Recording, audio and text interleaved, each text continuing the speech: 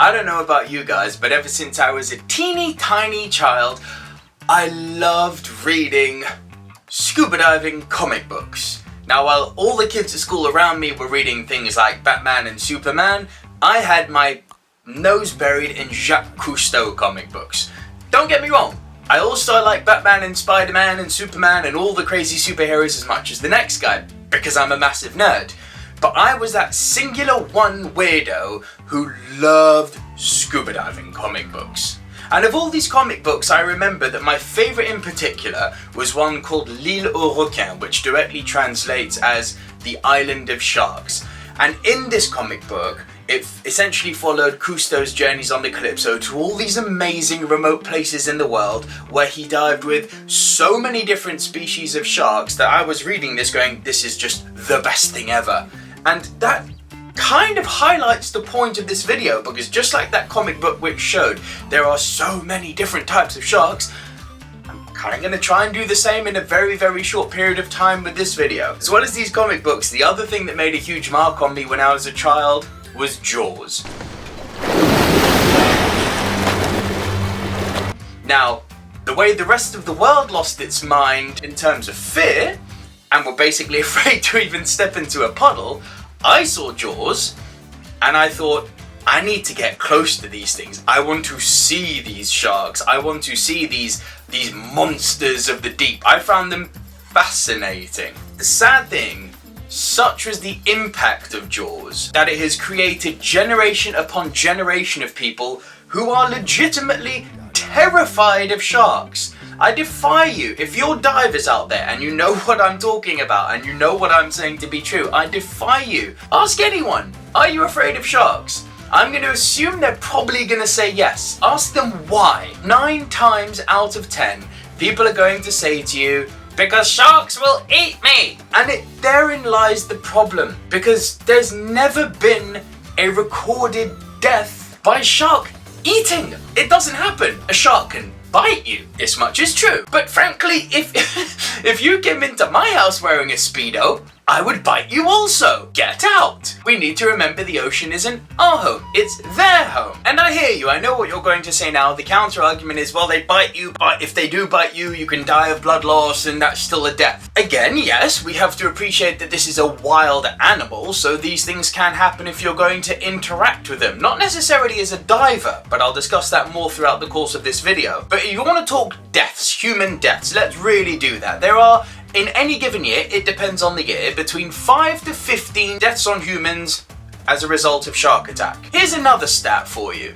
Every single year, 100 million sharks are killed, finning either by long line fishing or for a number of other reasons. But in total, 100 million sharks compared to, at most, 15 human deaths. Now, stop there. Don't just think of that as a stat and think, oh, that's crazy. Actually, now try and fathom that number. Try and imagine shark fins cut off. Try and imagine them stacked all the way up to the ceiling. 100 million fins. You cannot contemplate 100 million fins. I cannot contemplate 100 million fins. The number is crazy high. Forget 100 million. I can't even contemplate 100,000 fins stacked up in my room. The number is mental. Mental. But here's the weird thing about us as a society.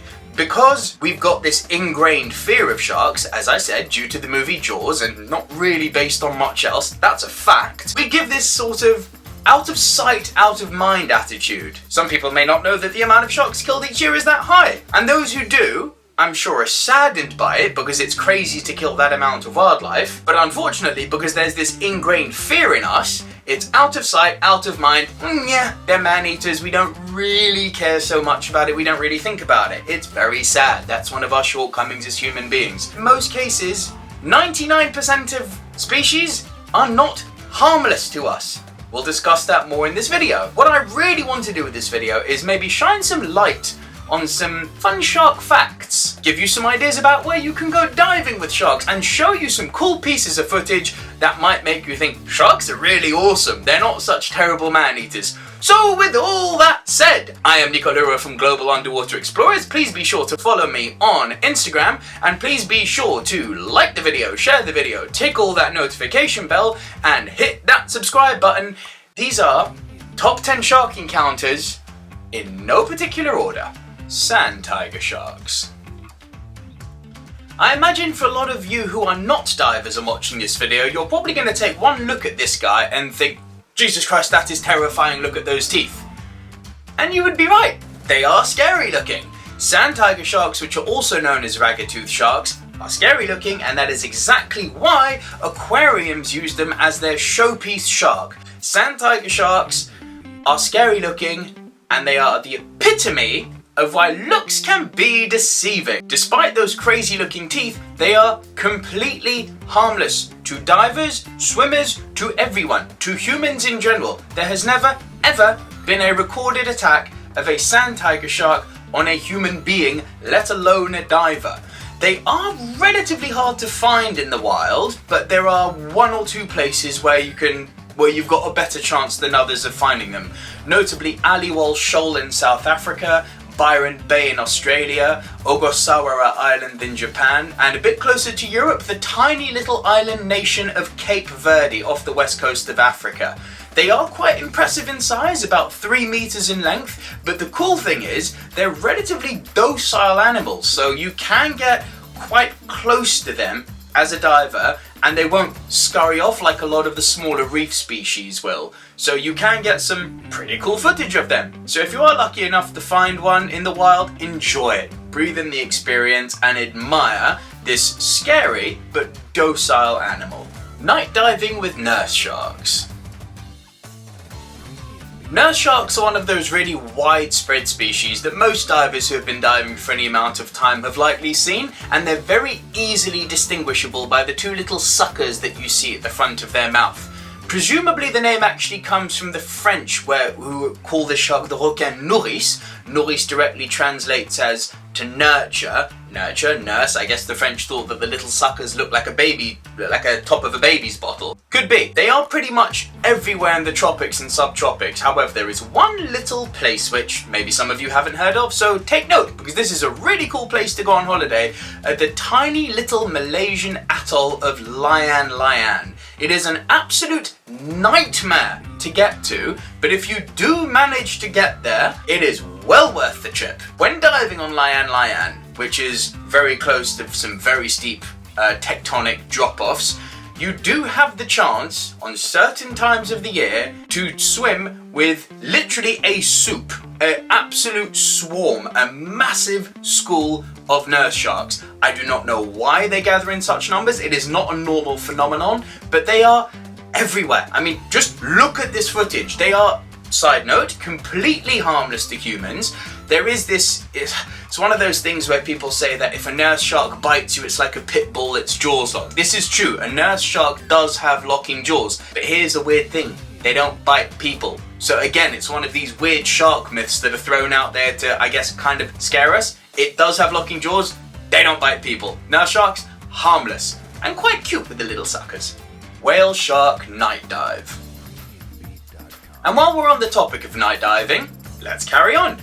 Because the whale shark, the Rhynchodon typus Latin name, is pretty much the holy grail for a lot of shark lovers and for a lot of people who are interested in marine life. That is the cream of the crop. That is the one thing that people absolutely want to see more than anything else, and I get it. They are stunning animals. There is this weird ongoing debate in some corners of the internet of some people saying it's a whale and other people saying it's a shark. Let me squash that right now. A whale tail is horizontal. A shark tail is vertical. This thing is a shark. The similarity it has to a whale, though, is that much like a whale, it eats plankton. It filters plankton through its mouth and that's its source of food. It's not the only shark that does that. The basking shark here in the UK also does that. But this thing is a gentle plankton eater. Now, there's a few places in the world where you can kind of have a guarantee of seeing one. Oslob in the Philippines being one example, and Cenderawasih Bay in West Papua, which is far east Indonesia, pretty much on the border of Papua New Guinea. There's a big bay there where the fishermen actually throw remaining bait into the water, and it's one of those places in the world where you can see the whale shark standing vertically, so that's all sorts of cool. This one I want to talk about, this is one of those cool moments that I want to share, because This one happened in Thailand. Now, Thailand is definitely a world hotspot for whale sharks. There's no guarantees by any stretch of the imagination, but there's one dive site in particular, arguably the best dive site in Thailand for marine life, called Richelieu Rock. Because Richelieu Rock is quite out in the open, you don't often get to do night dives there. On some occasions when the waters are flat, the boats will stay out there because the night dives there are bonkers crazy. They're so good. And on one night dive, this only happened once in 10 years, I was greeted with this beauty. Coming out of the shadows, it did surprise me because big open mouth just coming at me, but coming out of the shadows was this stunning 8-9 meter whale shark. And I love these animals, the beautiful pattern on their sides, the fact that they are actually quite inquisitive. Now what I'd love to know from you guys, who out there has seen a whale shark? Comment below. Diving with Thresher sharks. So hopefully you've heard of this. If you haven't, take note because I'm going to tell you about somewhere amazing.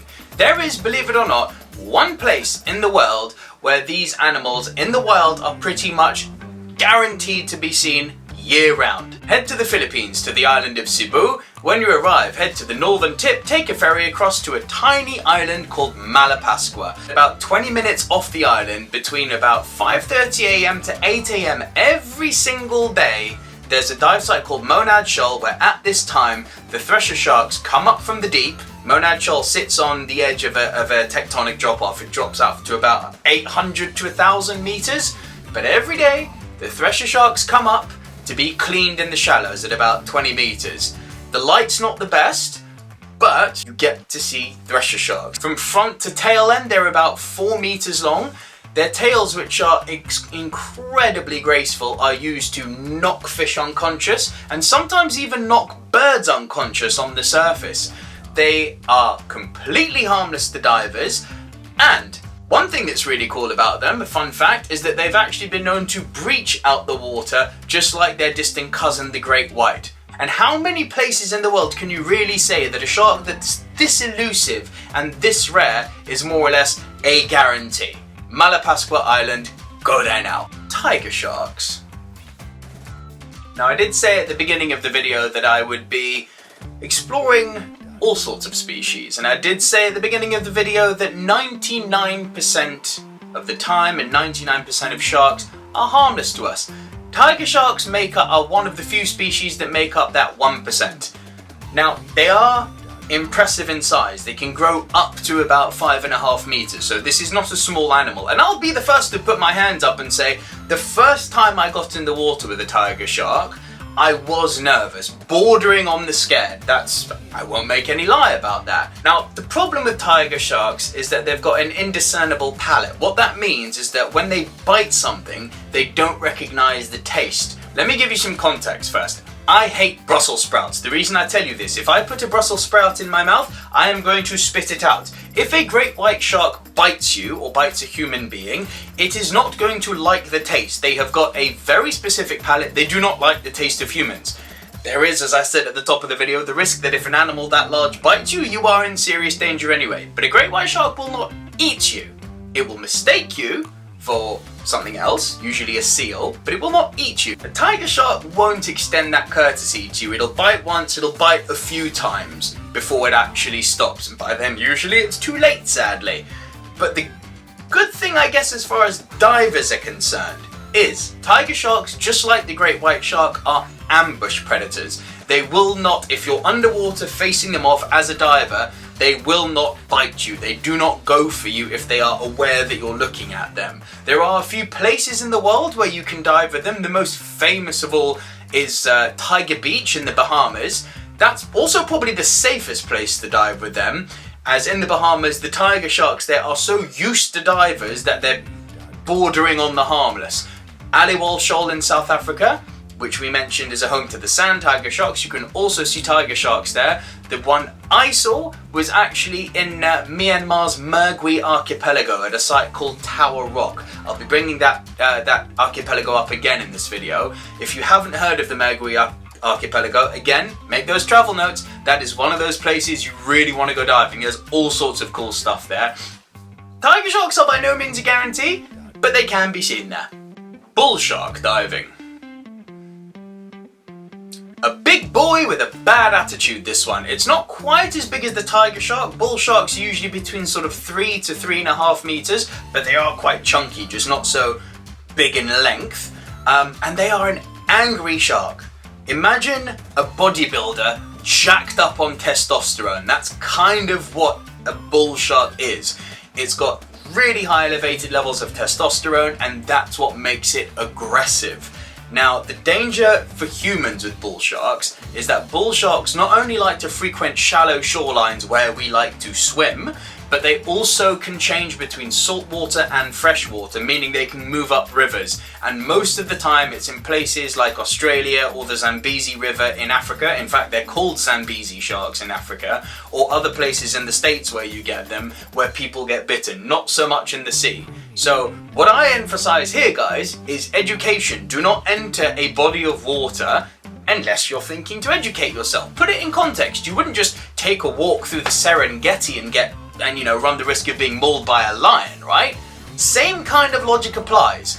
Make sure you are educating yourself and are prepared when you're entering a body of water that you are not familiar with. Doesn't take long and it keeps you safe. Now, why are they called bull sharks? Because they've been known to actually ram you just before they bite you.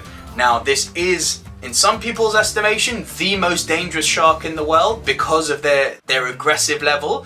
But there are, however, 1 or 2 places in the world where it is safe to dive with them. The most notable one, arguably, would be Playa del Carmen in Mexico on the Yucatan Peninsula. They've got a dive site there where the scientists are still trying to figure this one out, but a few months every single year, quite large numbers of pregnant females show up, and the wonderful thing for us divers is that when they are pregnant, they are docile. They don't attack. So if you do want to go and dive with bull sharks, Mexico would probably be your best bet. Oceanic white tips. There is so much to say on this shark that I could probably make an entire video just on the oceanic white tip. This is kind of like a dog mixed with a velociraptor in a shark's body. Much like a dog, a wild dog at that, they'll come up to anything they find interesting. They're incredibly curious animals, but then at the slightest sign of danger, off they go again. And then they come back and off they go, and around we go. Also, they've been known to follow ships out in the open sea, a bit like a dog following its master. Now, why do I call them velociraptors? Because the oceanic white tips are opportunistic hunters. They're one of the only shark species registered that actually do coordinated pack attacks. The most famous of all of these pack attacks throughout history was in 1945, when the USS Indianapolis sunk after it was torpedoed by a Japanese submarine. And the USS Indianapolis, for those of you that don't know, was the ship that was carrying the Hiroshima bomb, so quite a significant vessel. The oceanic white tip is one of those sharks that contributes to the 1% of the time. This is one of the 5 or maybe 6 species that you do want to be wary of.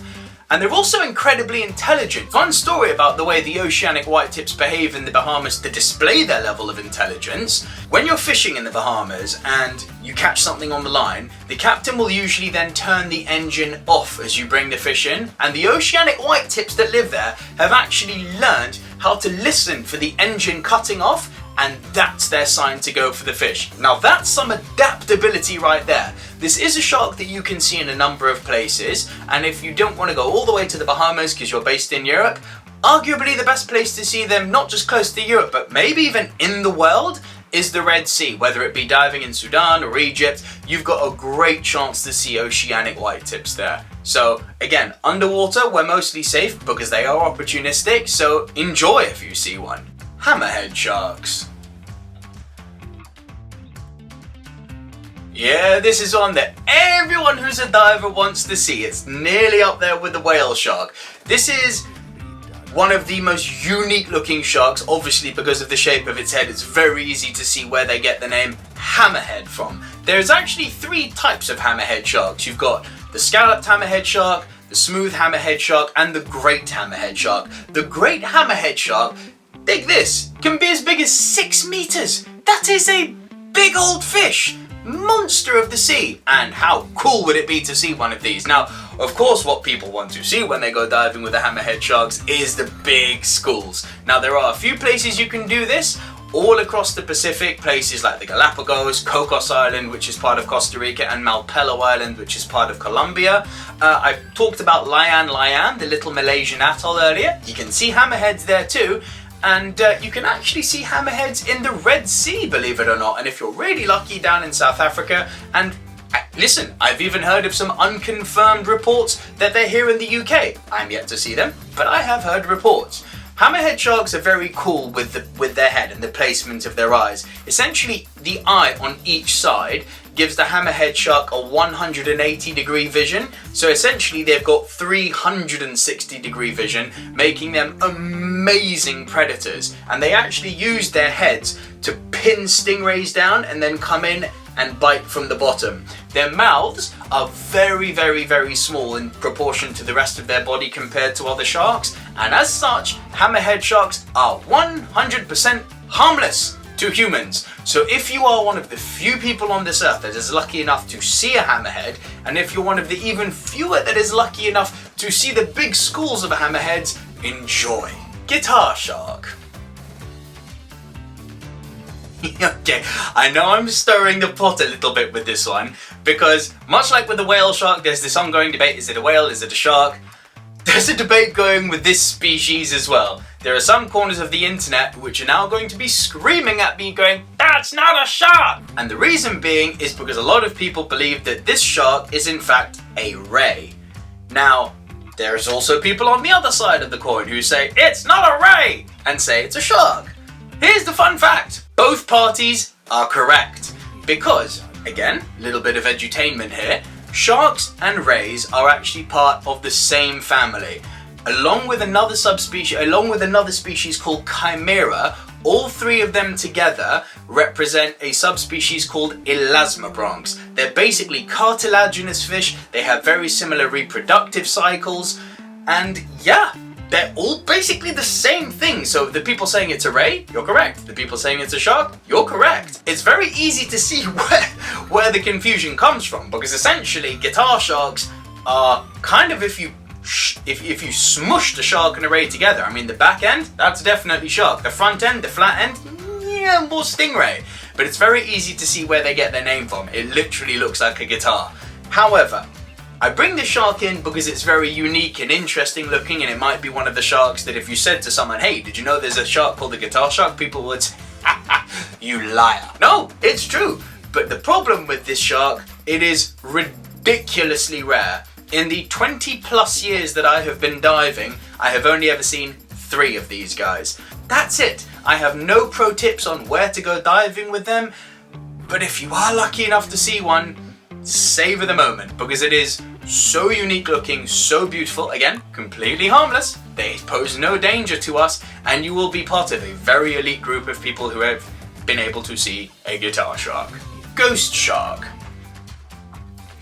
Of all the shark species that I have ever seen and filmed and photographed, and even not filmed and photographed and just interacted with, hands down, the ghost shark dive I've done is my favourite by a long way. Now, I'll be real, this is a bit like the guitar shark, whereby you've got no guarantee of seeing these guys anywhere. The ghost shark, also known as a ratfish in some places, is actually a chimera, which I just mentioned a moment ago. Now, they're tiny, they're really, really deep dwelling, usually well over 100 meters is where they reside, and for reasons unbeknownst to me, on a dive in Cambodia, during a safety stop, I look up and there's a ghost shark above me. And it's a curious little guy. It went from being above me, to being beside me, to swimming across me. It's only about a meter, maybe 1.5 meters at a push long, so they're really not big guys. But they're so pretty, and their faces are so cute, and the coloration on their body is so cute. And I'll tell you what makes me really happy. Remember I was talking before about how sharks, rays, elasmobranchs, they're all pretty much the same thing? Well, the ghost shark, much like some species of rays, notably the stingrays, on its dorsal has a tiny little poisonous spine, making the trinity between sharks and rays and ghost sharks, i.e. chimeras, complete. That makes me happy when nature works in perfect harmony like that. Circle of life. So that's it from me with another top 10. Now this has been a little bit different to what we've done, usually. It didn't have the, the really bad jokes that I hope I'm becoming notable for. And it wasn't necessarily a topic that is usually one would affiliate with GUE. It wasn't deep, it wasn't wreck, it wasn't cave, but I'm hoping that it still entertains you. As divers, I think, sharks are fascinating, and as divers, I hope we all love them just as much as I do. And, I hope in the course of this video that I've maybe shown you some species you weren't familiar with, or told you some facts you don't know, or told you about maybe a dive destination you hadn't heard of. What I'd really like to hear from all of you guys, what's your favourite shark? What's been your favourite shark experience? And of all the species I've mentioned, which ones have you seen? Please leave your thoughts in your comments below. Next month's top 10, we will be giving you a topic that people have been commenting and saying, give me that, it's coming. Next month, stay tuned in January, the top 10 is going to be an absolute cracker. In the meantime, guys, we've got a few of our regular contents coming out. Dorota's back next Monday with another Versus Monday. And then between sort of now and the end of the year, look out for some unboxing videos. We're going to try something new on the channel. We've reached out to a load of our friends who have been sending equipment in for me to unbox. I'm then going to be taking it to Mexico, if COVID permits, this end of December to test out the equipment. You can follow me, as I said, on Instagram to keep up to date with what I'm doing. And then when I come back, I'm going to upload a load of really cool videos of the diving where I was, and then actually review and score the equipment. So be on the lookout for those unboxing videos. They're going to be coming out intermittently throughout the coming weeks between now and Christmas. So hey, if you want some Christmas ideas, I got you too. But as always, I have been Nico Lurot from Global Underwater Explorers. Thank you so much once again for watching another Top 10 video, and I'll see you guys next time.